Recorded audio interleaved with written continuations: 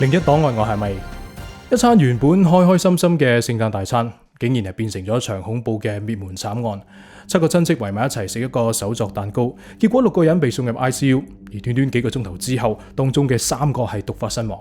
警方調查發現，蛋糕裏面係含有超標350倍嘅劇毒砷。最令人毛骨悚然嘅係，落毒嘅兇手根本就唔喺案發現場，佢係用咗招極度陰毒嘅借刀殺人，令到受害人親手將毒藥餵俾自己同自己嘅至親。呢一單呢，就係發生喺巴西，震驚全國嘅聖誕毒蛋糕滅門案。時間翻到2024年12月23號，巴西南部托里斯市，61歲嘅祖利帶住親手焗嘅聖誕蛋糕，去到阿妹馬達屋企，準備同另外幾個親戚，總共7個人提早慶祝平安夜。祖利喺2024年呢就過得好慘。5月佢嘅屋企被洪水摧毀，去到9月，老公保羅又因為食物中毒離世。親戚為咗氹佢開心，特登搞咗呢一個聖誕聚會。大家留意啦，今次呢一個家庭聚會，祖利嘅親生仔迪亞高係冇出席嘅。至於點解，我哋轉頭再講。祖利嘅廚藝一路都好好，咁多年嚟嘅聖誕節，佢都會親手為大家準備聖誕蛋糕，今年都唔例外，大家好期待。但係點知個蛋糕一食落口，大家就覺得有啲怪，味道苦苦地，食完之後條脷仲有啲麻痹。祖利見唔對路，自己都試咗2啖，發現真係好難食。佢懷疑係啲材料變咗質，即刻嗌大家吐翻出嚟，唔好再食啦。但係太遲，現場7個人裏面已經有6個食咗落肚。冇幾耐，恐怖嘅事發生，6個人開始劇烈嘔吐、肚痛，去到凌晨1點，祖利更加係即場暈倒，大家即刻嗌救護車。可惜嘅係，死神冇放過佢哋。祖利阿妹馬達喺平安夜當日宣告不治。幾個鐘頭之後，65歲嘅家姐紐莎同埋佢43歲嘅女塔蒂安娜亦都相繼毒發身亡。祖利同一個10歲嘅兒生仔就喺 ICU 搶救緊，成間屋入面淨係得馬達老公傑弗遜搶救之後情況係稍微穩定。醫院嘅化驗結果震驚全城，3個死者全部都係死於心臟同器官衰竭，響個胃度更加係驗出極高濃度嘅化學元素砷。砷呢就係我哋平時成日會聽到嘅劇毒砒霜嘅主要成分。一般嚟講，只要35微克嘅砷就足以致命，但係3個死者體內嘅砷含量足足係超標350倍。法證人員即刻係封鎖現場，化驗咗80幾件物品，終於揾到咗毒藥嘅源頭。原來呢啲咁高劑量嘅砷就匿埋喺祖利用嚟整蛋糕嘅嗰包麵粉入面。砷呢係冇味嘅白灰色粉末，溝埋喺啲麵粉度，根本就睇唔出。呢包麵粉入面嘅毒藥濃度比致命劑量係高出咗2700倍。兇手落毒嘅份量根本就係想將佢哋全家置諸死地。警方第一時間懷疑嘅當然係帶蛋糕嚟兼親手焗蛋糕嘅祖利。警方一查，更加覺得佢極有嫌疑。原來喺3個月前，即係24年9月2號，祖利嘅老公保羅食咗祖利親手整嘅香蕉蛋糕之後，同樣因為食物中毒而死。當時祖利都有輕微嘅中毒，但係執翻條命。醫院以為只係一場意外。幾個月內2次焗蛋糕，2次都有人死。但警方好快又發現唔合理啦。如果祖利真係兇手，佢點解會連自己都毒埋一份呢？而聖誕嘅呢一次，佢仲入埋 ICU 搶救。而且如果唔係佢及時叫停，當晚死嘅絕對係唔止3個人。更加重要嘅係，警方查過祖利嘅經濟狀況，發現佢殺死老公同埋親戚根本係分唔到任何嘅遺產或者係保險金，佢完全係冇為錢殺人嘅動機。咁如果唔係祖利，到底係邊個可以咁神不知鬼不覺將劇毒放入祖利間屋包麵粉度呢？呢個時候，家屬向警方係提供咗一個極為關鍵嘅線索。死者馬達生前呢係好驚一個人，甚至同人講過：我直覺覺得佢遲早會毒死我哋全家。馬達口中呢一個咁恐怖嘅人，就係祖利嘅新抱，41歲嘅會計師代斯。代斯同祖利呢一段婆媳關係可以話係水火不容。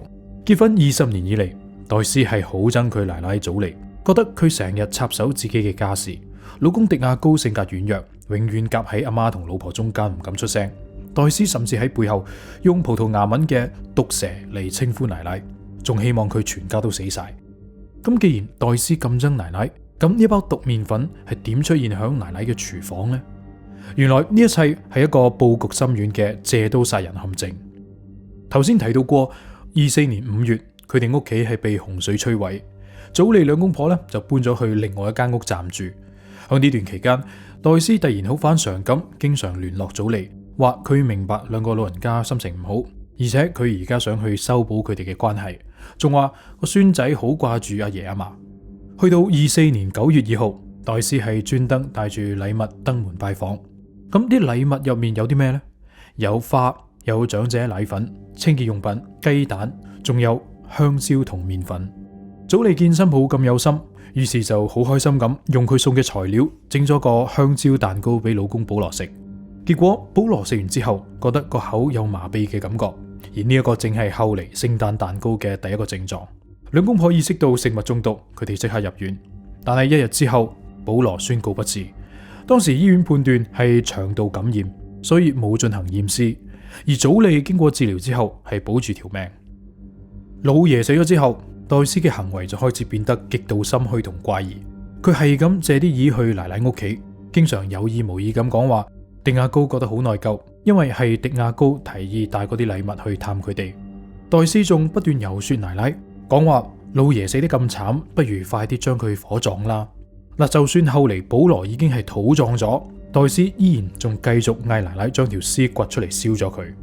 當時馬達已經係睇穿咗黛絲嘅真面目，死勸家姐祖利去報警，仲講話絕對係新抱送嘅蛋糕同麵粉有毒。但係祖利個心腸太軟，死都唔肯相信佢個新抱係殺人兇手，佢寧願相信啲香蕉係受到水災污染。眼見無論點勸都勸唔喐，馬達擔心對方下一個要害嘅就係佢。由嗰陣開始，馬達就避開黛絲，所以今年聖誕佢係特登唔邀請黛絲同迪亞高一家出席。但係馬達千算萬算，算漏咗一樣嘢，祖利個櫥櫃入面擺咗一包毒麵粉。警方接手調查黛絲，發現嘅證據令人毛骨悚然。電腦搜索記錄顯示，佢喺聖誕節前搜尋過心臟毒藥、點樣毒死人、砒霜超過100次，更加喺幾個月內上網買過4次新。而案發前一段時間，佢又經常出入祖利屋企。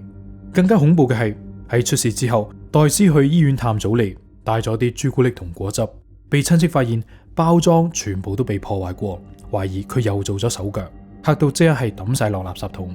而警方咧仲查出一件極度冷血嘅事，原來喺聖誕節前幾日，黛絲曾經係沖咗杯加咗新嘅果汁俾老公迪亞高飲，點知佢哋個仔貪玩飲咗幾啖，黛絲係嚇到即刻逼個仔扣喉催吐，好彩冇出大事。而迪亞高因為飲得少，亦都保住條命。2025年1月，警方正式拘捕黛絲，佢哋將保羅嘅屍體挖出嚟重新化驗。證實響佢嘅胃、肝同樣有好多砷。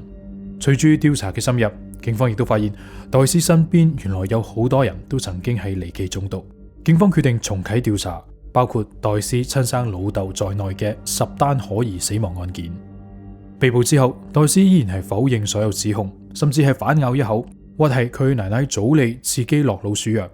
佢仲狡辯話佢上網搜尋毒藥係因為對老爺嘅死有懷疑，想自己查案。但係成件事迎嚟咗一個極度戲劇性，亦都最令人唏噓嘅大結局。2025年2月13號，黛絲被獄警發現死咗喺單獨囚禁嘅監房入面。警方並冇公布具體嘅死因，淨係講話極有可能係自殺。但係根據媒體爆料，就喺佢死前嘅24小時，一直俾佢蒙響鼓裏面，爭啲俾佢毒死嘅老公迪亞高正式向佢提出咗離婚。